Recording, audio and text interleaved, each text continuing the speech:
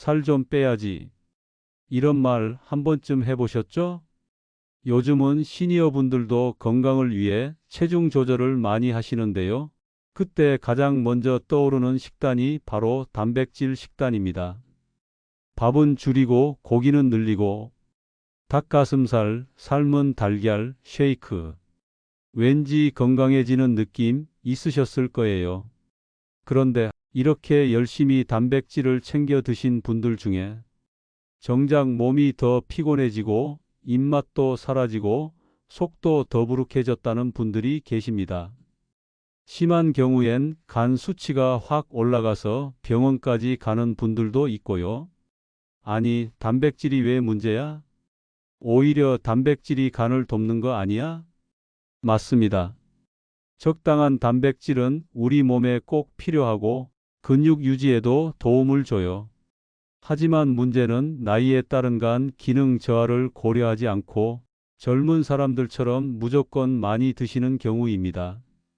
특히 60대 이후 간은 이미 예전 같지 않거든요. 단백질을 분해하고 처리하는 힘이 약해지는데 그걸 모르고 과하게 섭취하면 오히려 간에 독이 될 수 있습니다. 실제로 최근 병원에선 단백질 잘 챙겨 먹었는데 간 수치가 높아졌어요. 식단 조절했더니 오히려 더 피곤해졌어요. 이런 사례가 심심치 않게 보고되고 있어요. 오늘 영상에서는 단백질을 드실 때 특히 조심해야 하는 3가지 조건, 간을 먼저 생각하는 식단의 기준, 도대체 얼마나 먹어야 적당한가에 대한 전문의의 조언을 바탕으로 한 구체적인 가이드를 드릴 겁니다. 혹시 요즘 살이 빠지긴 했는데 피로는 더 심해졌고 입맛도 없고 배는 더부룩하다면 오늘 이 영상 꼭 끝까지 보셔야 합니다. 단백질 무조건 좋은 건 아닙니다. 간을 지키면서 건강하게 살 빼는 법 지금부터 알려드릴게요. 단백질 왜 간에 부담이 될까? 많은 분들이 이렇게 물어보세요. 아니, 단백질이 간에 나쁘다는 말은 처음 들어봐요. 맞습니다. 단백질 자체는 몸에 아주 중요한 영양소입니다. 근육 유지, 세포 회복, 면역력 관리까지 우리가 살아가는데 빠질 수 없는 기본 연료죠. 그런데 중요한 건 어떻게 먹느냐, 누가 먹느냐입니다. 특히 60세 이후에는 간의 해독 능력, 대사 속도, 효소 기능이 모두 조금씩 떨어지기 시작하거든요. 젊은 사람처럼 하루에 닭가슴살 2덩어리, 계란 6개, 단백질 쉐이크까지 챙겨 먹는다면요?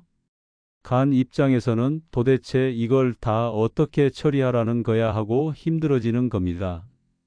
왜냐하면 단백질은 몸 안에서 아미노산으로 분해된 뒤 간에서 암모니아 형태의 찌꺼기가 생기기 때문이에요.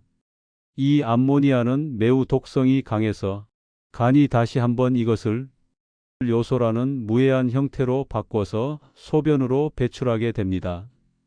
이 과정을 요소 회로라고 하는데요. 간이 건강할 땐 잘 돌아갑니다. 하지만 나이가 들면서 간 기능이 저하되면 이 요소 회로가 과부하에 걸리게 되고 그 결과 암모니아가 몸에 남아서 피로감, 입맛 저하, 두통, 메스꺼움 같은 증상이 나타나는 거예요. 더 무서운 건 간은 통증이 없는 장기라는 겁니다.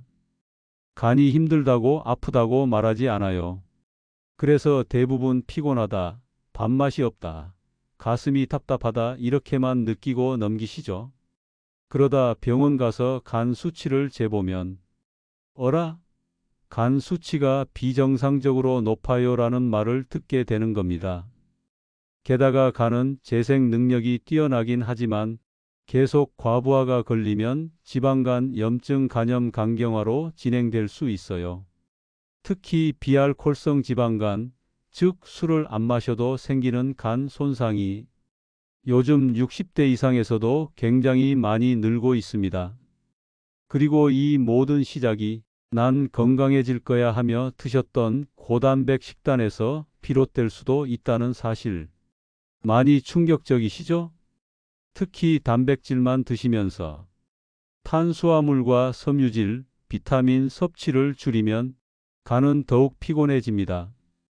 왜냐하면 단백질을 처리할 때도 보조 영양소가 필요하기 때문이에요. 물만 많이 마신다고 해결되는 게 아닙니다.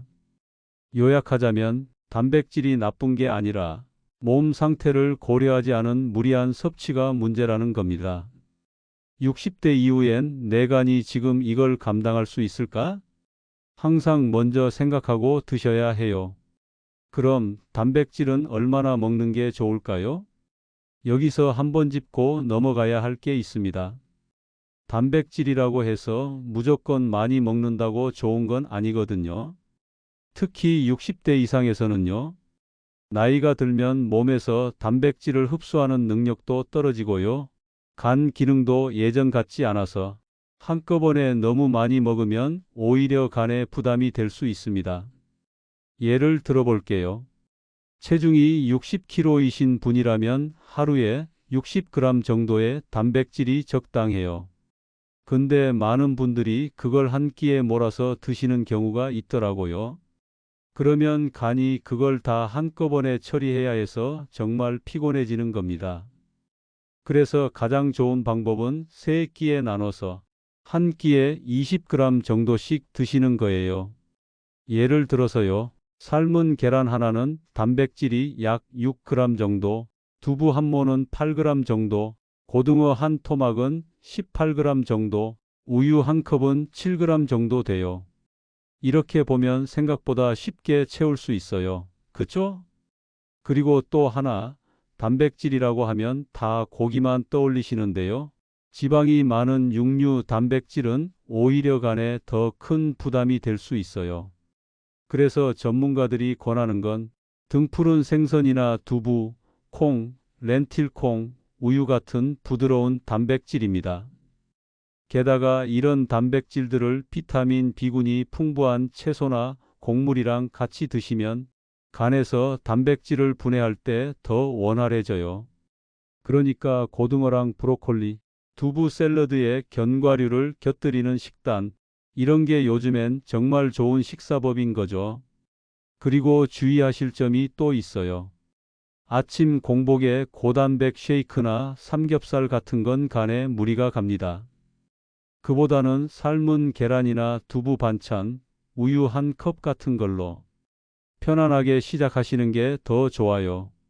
저녁에는 채소 위주 식사에 두부나 생선 한 토막 정도면 충분합니다. 간이 밤새 회복할 수 있도록 늦은 저녁엔 과한 단백질은 피하는 게 좋겠죠. 그리고 물을 꼭 충분히 드셔야 해요. 단백질을 분해하고 몸 밖으로 배출하려면 물 없이는 안 됩니다. 하루에 최소한 1.5리터 이상 목마르기 전에 자주 조금씩 나눠 드셔야 해요. 마지막으로 운동하시는 분들, 운동한다고 단백질 더 많이 드시는 경우 많은데요. 간이 건강하지 않은데 단백질만 확 늘리면 오히려 염증이 생기고 간에 물이 갈 수 있어요. 운동은 운동대로, 식사는 식사대로 균형 있게 나이에 맞게 하셔야 합니다. 자, 이제 요약해 드릴게요.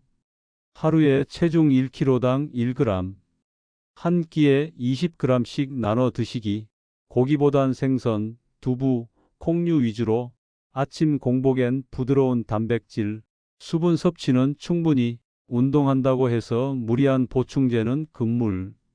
60대 이후에는 많이 먹는 게 중요한 게 아니라 제때 제대로 먹는 게 더 중요합니다. 우리 간은 작은 실천 하나에도 반응합니다. 오늘부터라도 식단에서 단백질 양과 순서를 조금 바꿔보세요. 분명히 몸이 가뿐해지는 걸 느끼실 수 있을 겁니다. 내가 뭘 잘못 먹었는지도 몰랐어요. 첫 번째 분은 66세의 이정자 어르신입니다. 평소엔 건강에 관심이 많은 편이셨대요. 퇴직 후에 살이 조금 붙어서 걱정되던 차에 유튜브에서 단백질 다이어트가 좋다는 영상을 보고 그때부터 삶은 계란, 닭가슴살, 단백질 쉐이크를 하루 3번씩 드시기 시작했답니다. 그런데 2달쯤 지나면서부터 몸에 이상이 생겼어요. 아침마다 입이 쓰고 메스꺼운 느낌, 식사 후에는 속이 더부룩하고 소화도 잘 안 되고 무엇보다 밤마다 피로가 누적되는 느낌이 들었대요. 심지어 평소와 달리 얼굴색이 칙칙해지고 눈 흰 자위가 살짝 노르스름해졌는데도 그냥 나이 드니 그러려니 하고 넘기셨다고 해요.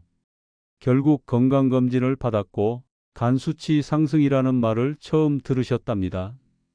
ALT, AST 수치가 기준보다 훨씬 높았고요. 담당 의사 선생님이 단백질을 어떻게 드시냐고 물었을 때 정자 어르신은 많이 먹으면 좋은 거 아니었나요? 하고 되묻기까지 하셨대요. 그 뒤로 식단을 바꾸셨습니다. 단백질은 하루 3끼로 나눠서 먹고 닭 가슴살 위주였던 식단을 생선이나 두부로 바꿨고요. 특히 물을 하루 1.5리터 이상 꼭 챙겨 드시기 시작했죠. 간 해독에 도움되는 브로콜리나 비트 같은 채소도 식단에 넣으셨고요. 한 달 반이 지나고 재검사를 했을 때 간 수치가 정상에 근접해졌고 무엇보다 몸이 가볍고 머리가 맑아진 느낌이 들어서 이제는 다이어트보다 건강이 우선이에요 라고 웃으며 말씀하셨습니다. 두 번째 분은 70세의 이호남 어르신입니다.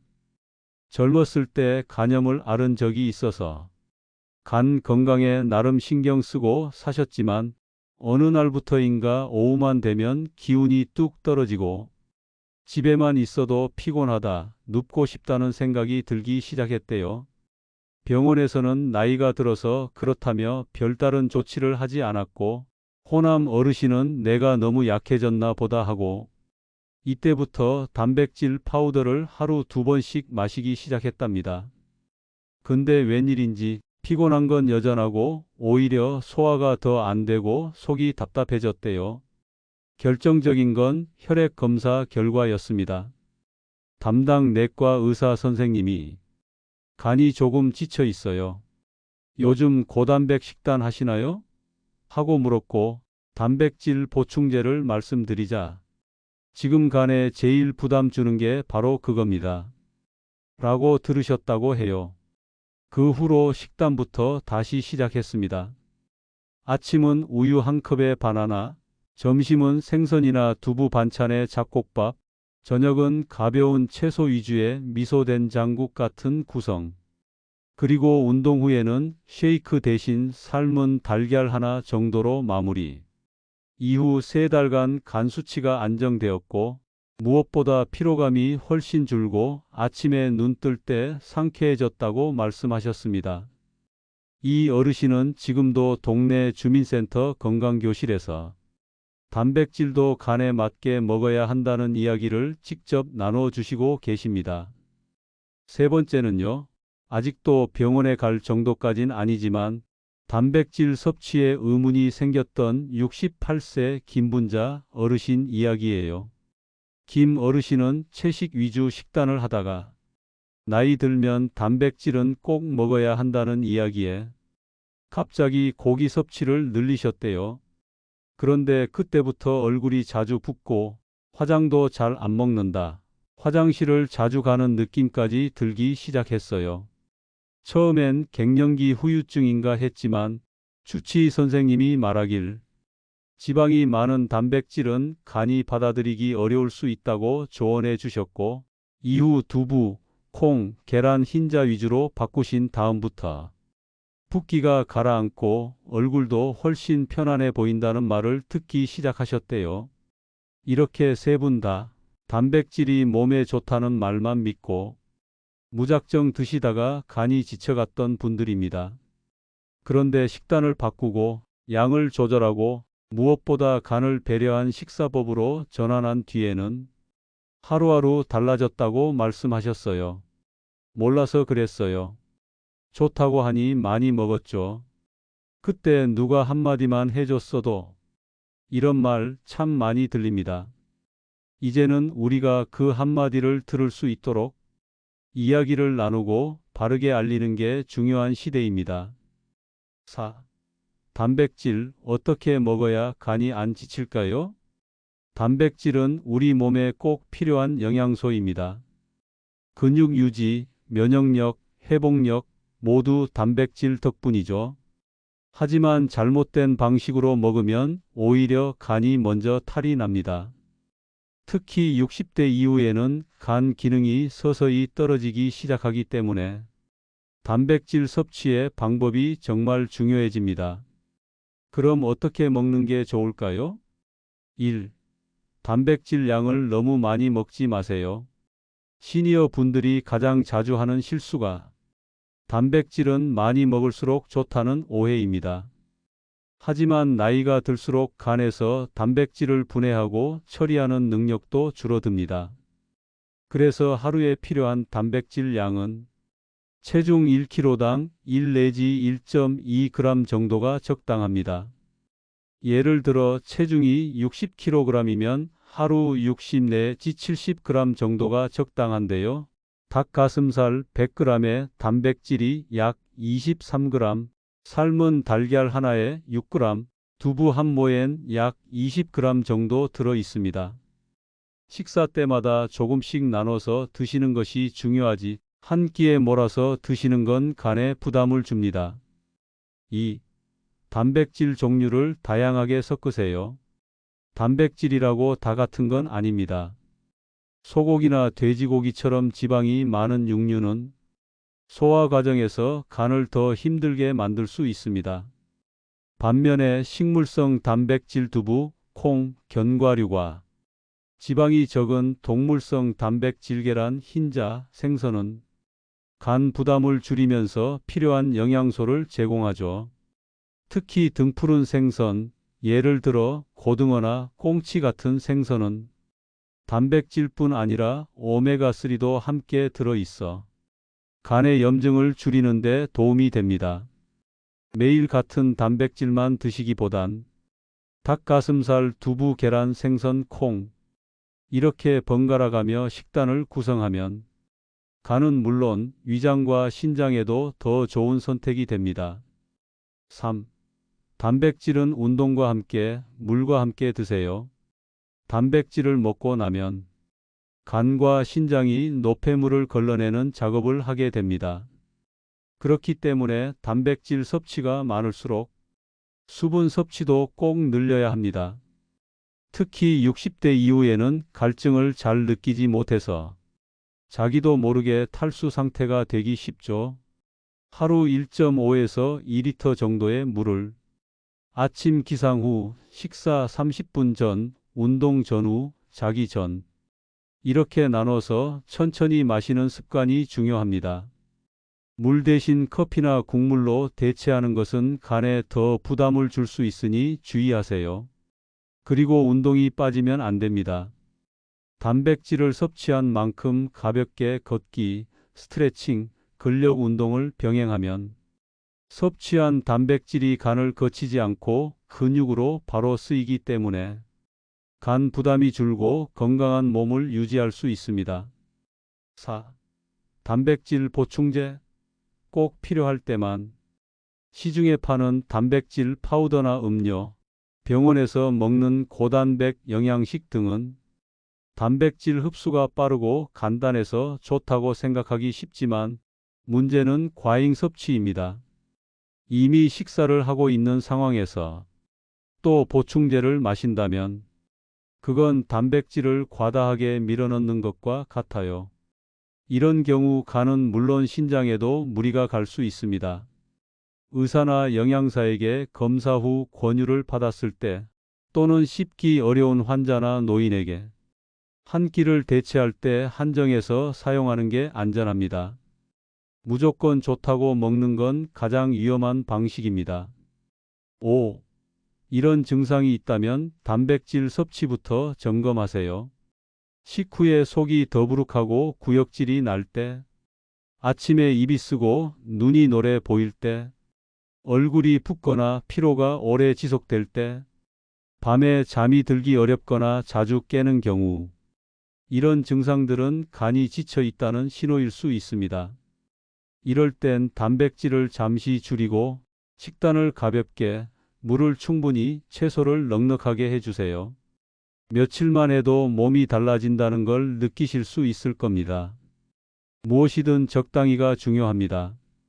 좋다고 많이 먹기보다 내 몸과 간이 감당할 수 있는 만큼만 천천히, 꾸준히, 다양하게 드시는 게 진짜 건강을 위한 식사입니다. 다음은 간 건강을 지켜주는 생활습관 팁을 알려드릴게요. 자, 이제 마지막까지 함께 가보실까요? 단백질 식단만큼 중요한 생활습관이 있습니다. 단백질을 아무리 잘 먹어도 생활습관이 엉망이면 간은 금방 지칩니다. 특히 시니어 분들은 간이 이미 4, 50년 넘게 고생한 상태이기 때문에 좋은 음식을 좋게 받아들일 수 있는 환경이 무엇보다 중요합니다. 단백질을 드시는 것만큼이나 어떻게 살고 계신지가 간 건강에 큰 영향을 미칩니다. 1. 햇빛은 건강하지만 과하면 간까지 괴롭습니다. 생소하게 들리실 수 있지만 자외선은 간 기능과도 연결돼 있습니다. 피부가 심하게 손상되면 그 손상된 조직을 회복하는 과정에서 간이 일을 더 많이 하게 되기 때문이에요. 60세 이후에는 피부 방어력이 약해지기 때문에 햇빛에 오래 노출되면 얼굴뿐 아니라 간도 조용히 스트레스를 받게 됩니다. 그래서 꼭 실천해 주셔야 하는 게 있죠. 외출 전 꼭 자외선 차단제 바르기, 책 넓은 모자 쓰기, 양산이나 그늘을 적극 활용하기, 한낮 오전 11시에서 오후 3시 외출은 최대한 피하기. 이런 아주 기본적인 습관들이 간을 덜 지치게 하고 단백질도 더 잘 쓰이게 만듭니다. 2. 수분 섭취는 간에 주는 최고의 선물입니다. 우리 몸은 단백질을 분해하면서 노폐물과 암모니아 같은 부산물을 만들어냅니다. 이걸 걸러서 내보내는 게 간의 중요한 역할인데요. 물이 부족하면 이 과정이 원활하지 못해 간이 더 피로해집니다. 그런데 시니어 분들은 갈증을 잘 느끼지 못하거나 물 많이 마시면 화장실 자주 가니까 하며 무의식적으로 물을 피하시는 경우가 많습니다. 하루 6잔에서 8잔. 한 번에 벌컥 마시기보다 조금씩 자주 식사 30분 전, 기상 후, 자기 전에 나눠서 드셔보세요. 특히 단백질 섭취량이 늘어났다면 그만큼 수분 섭취도 반드시 늘려야 간이 덜 지칩니다. 3. 잠을 잘 자는 것, 간이 회복하는 시간입니다. 간은 밤 11시부터 새벽 3시까지 가장 활발하게 해독 작용을 합니다. 이때 깊은 잠을 자고 있어야 간이 제 역할을 할 수 있죠. 하지만 실제로는 시니어 분들 중 불면을 겪는 분들이 많고 밤늦게까지 TV를 보거나 스마트폰을 보는 습관도 간을 피곤하게 만듭니다. 밤 10시 이전에 잠자리에 들기, 따뜻한 물로 족욕이나 반신욕하기, 취침 1시간 전엔 조명을 어둡게, 기기 사용 줄이기. 이런 습관은 간 건강뿐 아니라 면역력, 기억력, 심혈관 건강에도 다 도움이 됩니다. 4. 스트레스를 줄이는 게 간 건강의 핵심입니다. 스트레스는 마음의 병만이 아닙니다. 간이 손상되기 쉬운 환경을 만드는 가장 무서운 요인입니다. 우울감, 불안감, 분노, 억울함 같은 감정이 지속되면 자율신경계가 무너지면서 간의 대사 기능이 떨어지고 심하면 지방간 간염으로 이어질 수도 있습니다. 혼자서 고민을 계속 품고 있지 마시고 가볍게 산책하기, 좋아하는 음악 듣기, 누군가와 따뜻한 대화 나누기 같은 활동이 간에 큰 힘을 줄 수 있습니다.